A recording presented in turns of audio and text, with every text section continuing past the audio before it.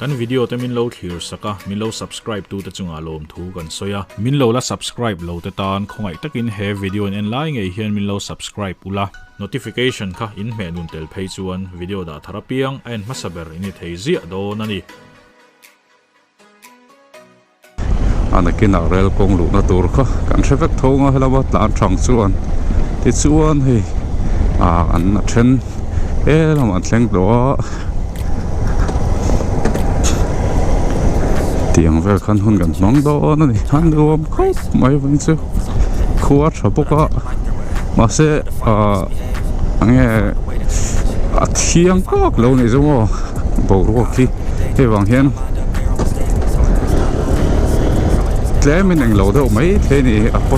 ang hey view hi a feel tuk lo may thero sa komanin ani da ka right pon interested da ka right pon za koman vel ni tlang puya chuwang chuan chutiang bol vel thau ni tura ngai la mo cheng za koman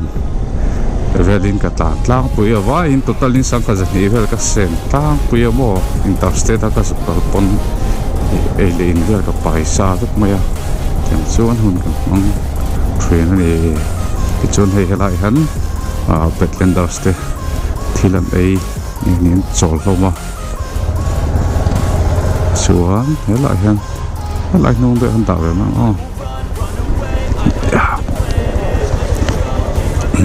mai ka thleng si muya anom me ka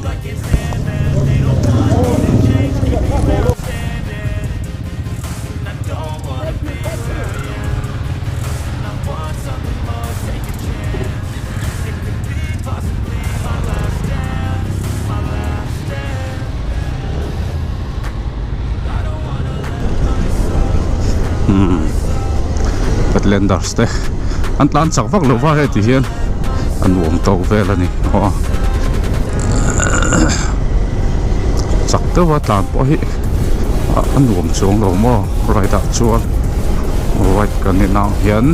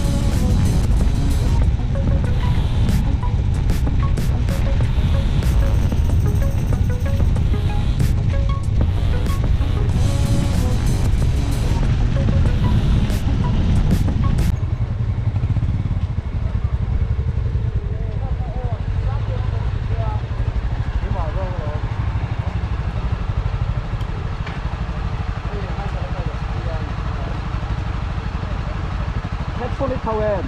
này họ không có. Các bạn đây headphone Thailand. Còn cái đó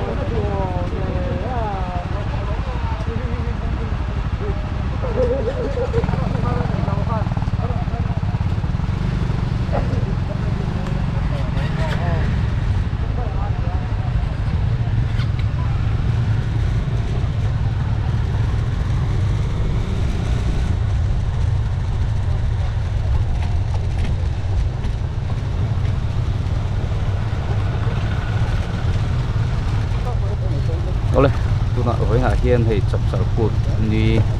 ani a kini Badlanders Club te chuan Porto ki right kan nei to na ko kong bia to na kan kaldon ani serzol kong nin ka khia hi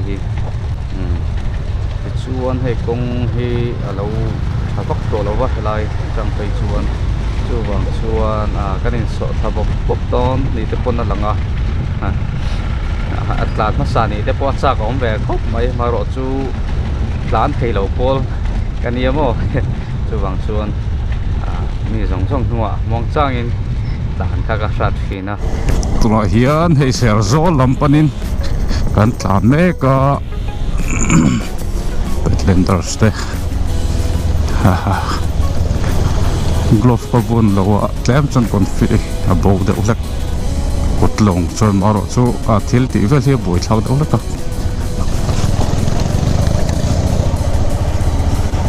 hey ho lai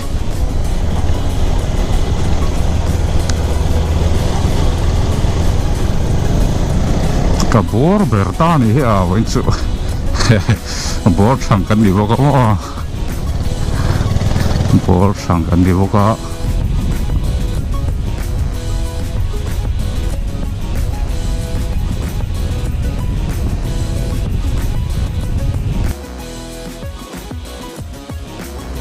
ma hian aresa ma foi mega tuna hian ni hian off-road bike akeng talawa voina hian nge andon a bike tin hun te hi ti te kha kan clear sawa ti chuan hei experience nei lo tak tak tila mani to ka chuan nei deuh fur kan ni thona chungin kan na tur konga hian i challenge tam tak om dona chan chu kong nal kan tiang chi te vai vut te tin tiang lung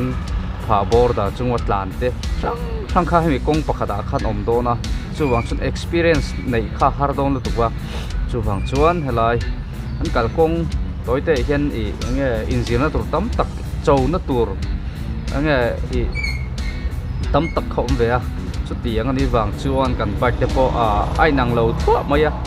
trend adventure bike te ne trend off-road ai dat bike kan tiang chi mo kha tiang te ni lang puya i Expulse te Impulse le CB200X te tin scrambler thengin oma voina hian keima ni mi mal tho hen chona na tak om donin alanga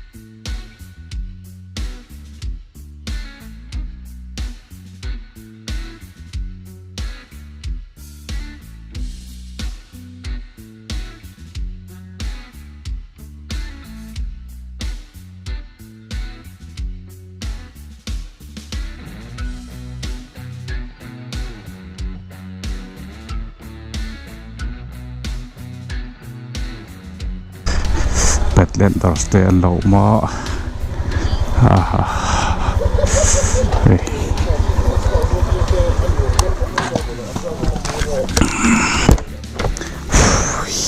padu khop mai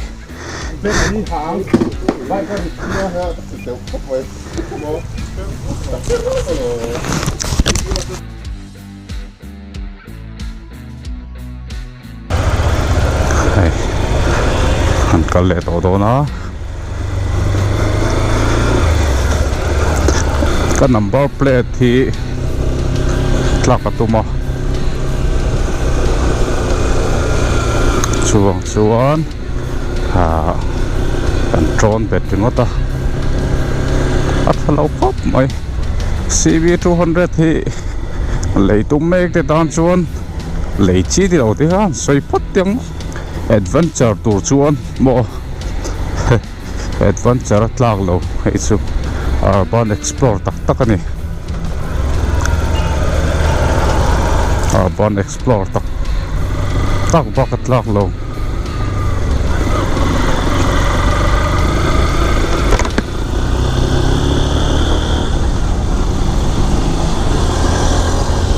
Hyper Expulse 200 CB200 katina Expulse ho chu angam khop mai kong chu hamara chu sele sai no he Bena le ko boss ni boss pesia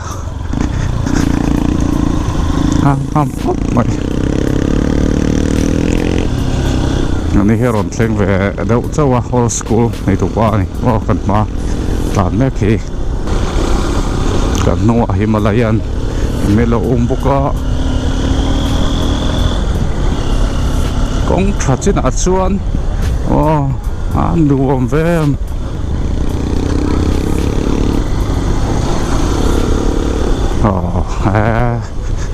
impulse ya boss pieson kong chia chung ngam ko paisa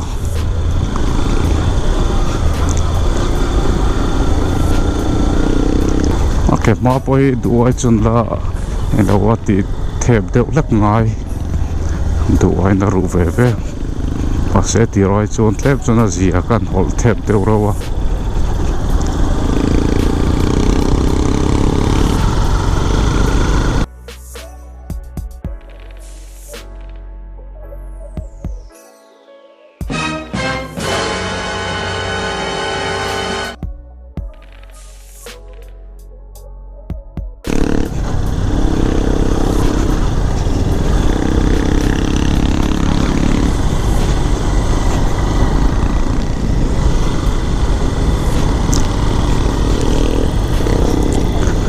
nó vẽ cắt tàu búp mấy đi khá lùng khá wow này lấy tụi qua tàn vắc chi po lâu này ha khai kể chỗ vẫn nó vẽ những tên bom lâu tụi ngay ngô sao bây giờ nó gặp tàn xia cái lâu ngó hết các anh không mấy lâu vợ kan terap pup mai de ko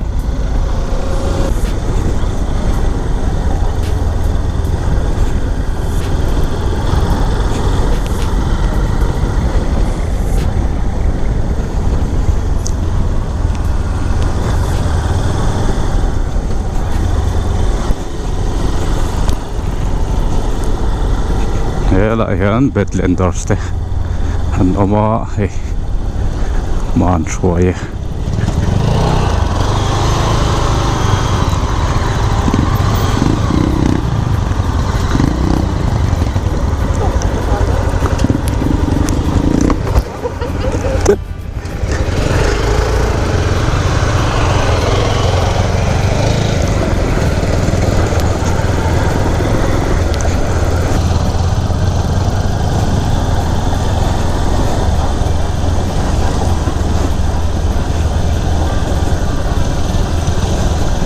kan ti fen ti chu I didn't expect to mai thế này mà ai fura chon rong ve do ni cho ta mi kal kong he lại hiền là thổ khô công xiêm mà một lần em thì hôm nay mà nè đâu ba xuống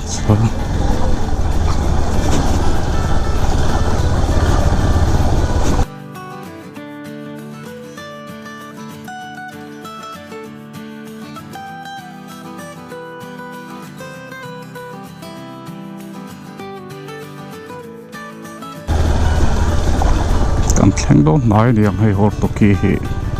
lồng cú lại con lồng ôm lại ta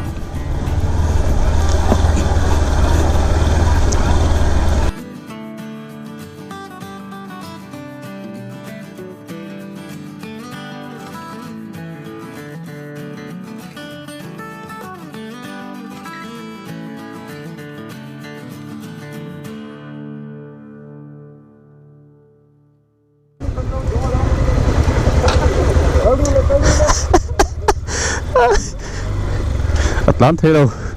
cái này rất cần là mấy mẹ ngô grip chu các bảy đen có tí xin lẻ grip bảy khá cả tụ mạ cái chém tế khá không có đã tạc liệu हाँ आज में सच्ची में मेरे को बहुत इन्जॉय हो रहा है लेकिन ना ये मेरा पहला दिन था और क्लब्स में भी ग्रुप में भी नया ज्वाइन किया था तो मेरे को इतना उन लोग का साथ इन्जॉय नहीं हो रहा था फिर भी उन लोग बहुत समझदार आदमी है और बहुत अच्छा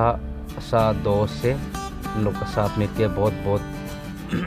खुश हुआ दिल का क्योंकि उन लोग का साथ आज में राइड करने के लिए मौका मिल रहा है। तो सबसे पहले मैं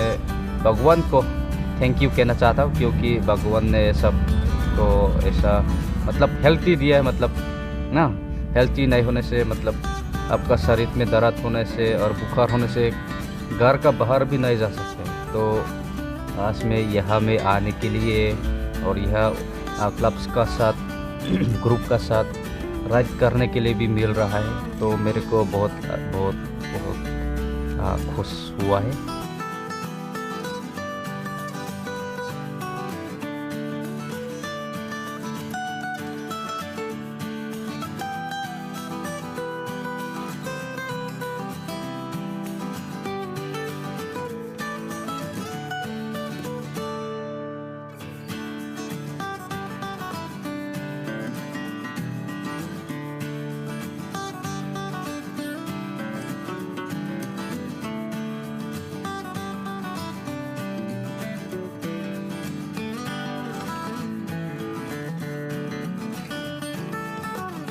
लेफ्ट राइट ऐसा और छोटा छोटा रास्ता मिलता है ना तो इसलिए थोड़ा प्रॉब्लम आता है लेकिन देखिएगा कितना तक जा सकेगा। कभी कहीं दूसरा रास्ता मिल जाने से तो वो पॉइंट में रुक के उन लोग को इंतज़ार करना पड़ेगा।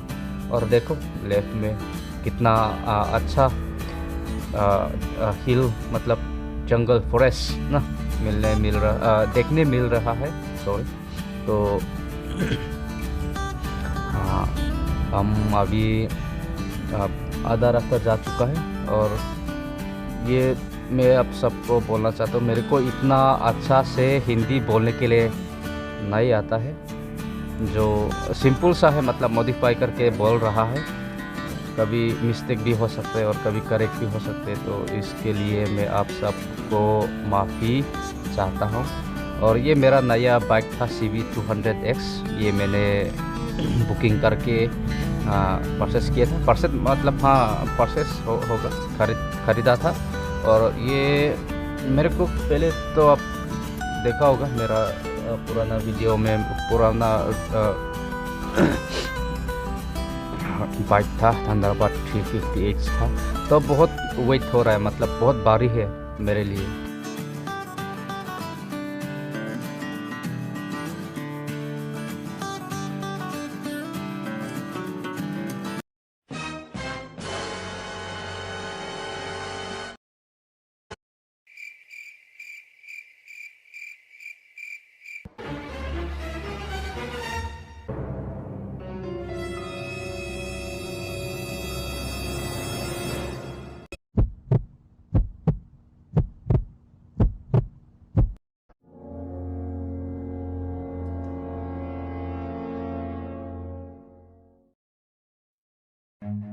Run.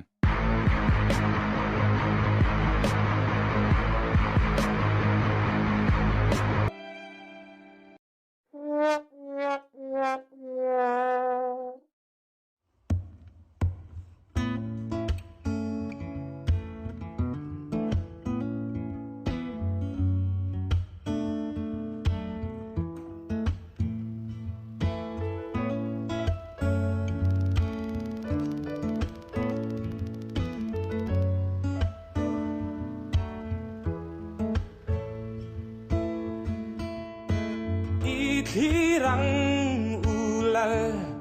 batil siam tehi sei sen rual anilo vandum pokarate kian si arwal ten lung rual ten tua lan le ô ava han môi tak e lal ba thil siam rong pui tak te hi an môi sia hi soi sen an đi lâu ô cây rong ca thir bang thei lo ve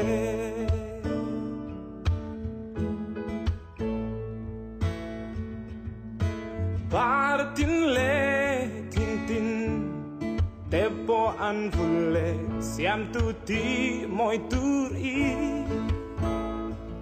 Sirva va quai Peng pe Leng ten an bele Sing mi tan lung lom na Wo ava Han moi tak e Lal Thil siam rong pui tak te hi an môi sia hi soi sen an đi lâu ô cây rong ca thir bang thei lo ve